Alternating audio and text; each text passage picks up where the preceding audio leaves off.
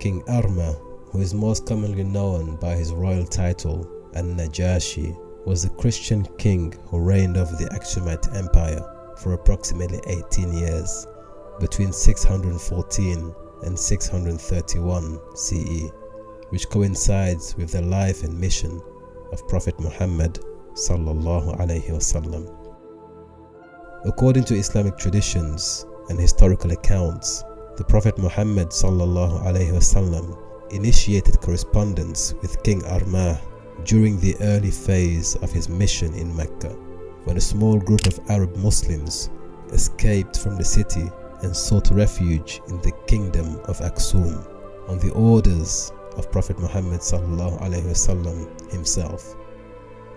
Among these refugees were members of the Prophet's own family, including his paternal cousin Ja'far ibn Abi Talib, his daughter Ruqayya bint Muhammad, and her husband Uthman ibn Affan.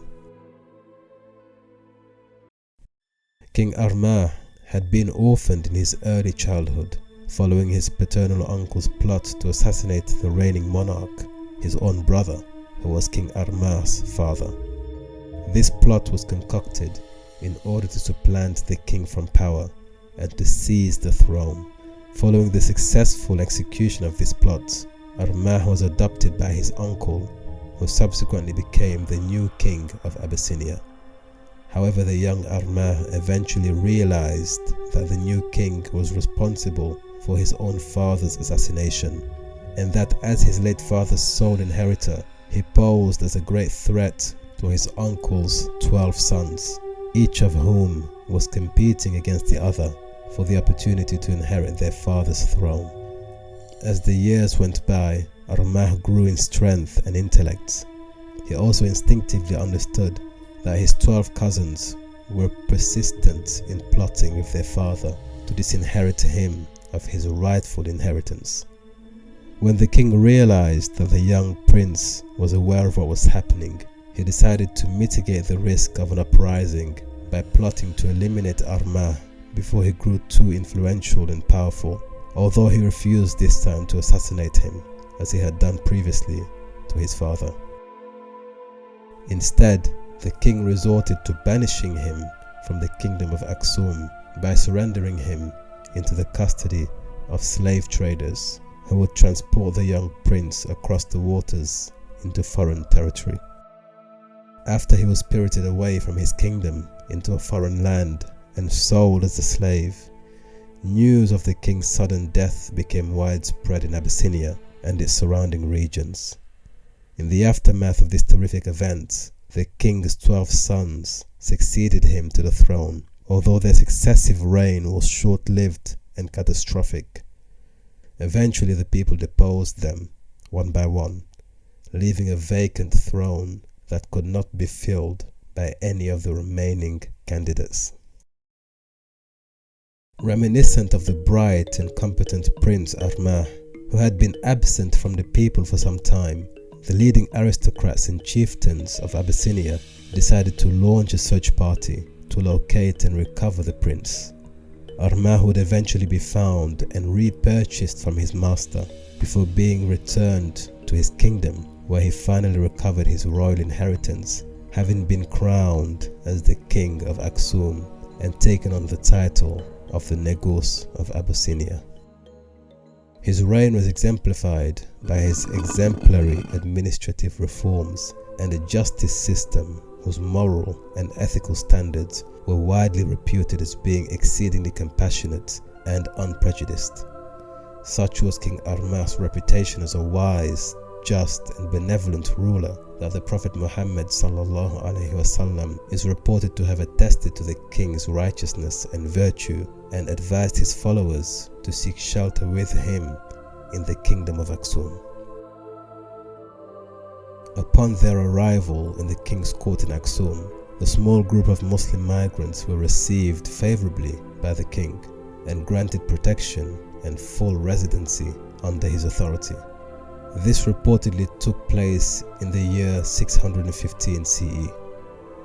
The Muslim party that was sent to Abyssinia was under the capable leadership and instruction of Prophet Muhammad's cousin, Ja'far ibn Abi Talib. However, soon after the migrants had been granted amnesty and shelter by the king of Abyssinia, news of this reached the Quraysh back in Makkah, and they were embittered and infuriated by what they perceived to be a humiliation and a stain on their reputation. The Quraysh then elected their most reputable and capable envoys as ambassadors to the king of Abyssinia.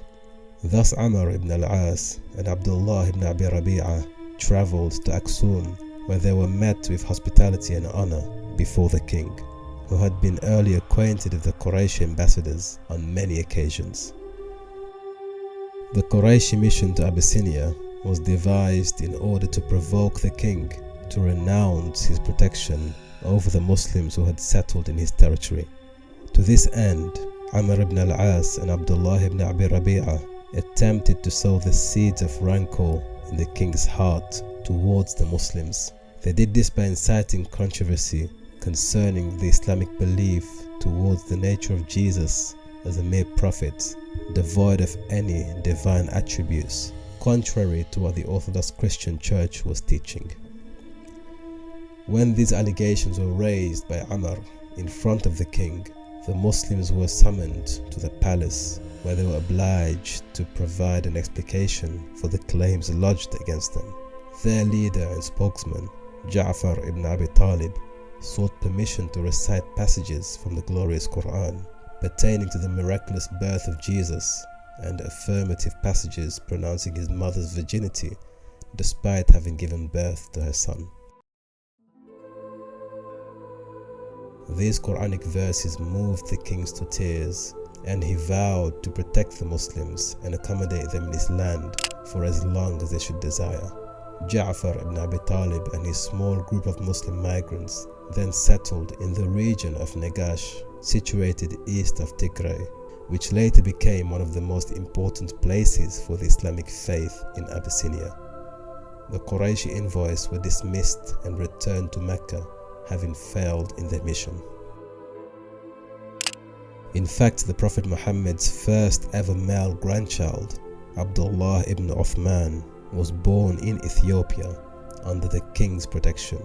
Abdullah was the son of Uthman ibn Affan, who would later become the third righteous caliph, and his wife, the Prophet's daughter, Ruqayya bint Muhammad. After having hosted and honored the Muslims in Abyssinia, King Arma received a written correspondence from the Prophet Muhammad sallallahu alaihi wasallam. These correspondences flourished into a close relationship that would culminate in the king's conversion to Islam, making him the first in a line of Solomonic dynastic rulers to embrace this new faith. Although he was unable to enact any of his convictions publicly, for any hint of his apostasy from Christianity was sure to incite violent reprisals against his regime. He is therefore reported to have practiced his faith in secrecy while continuing his correspondence with the Prophet Muhammad sallallahu alaihi wasallam.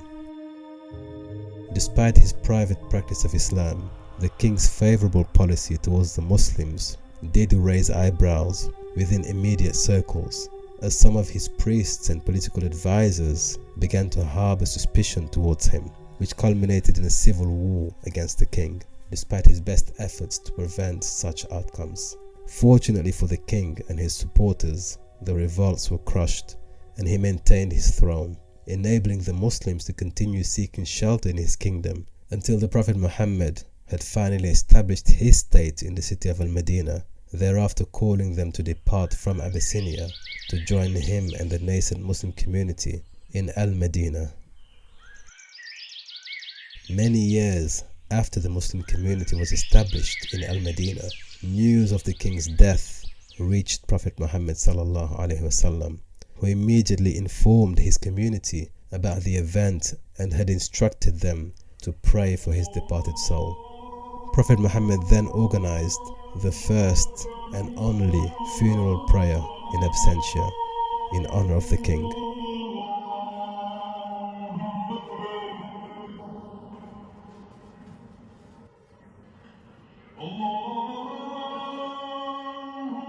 Although some non-Muslim historians still debate the authenticity of King Armah's conversion to Islam, The historicity of his existence is undisputed, as there is substantial evidence in the form of primary sources such as silver and bronze coins that were minted during his reign, depicting him as a full-length figure who is enthroned and encircled by distinct Christian cross motifs.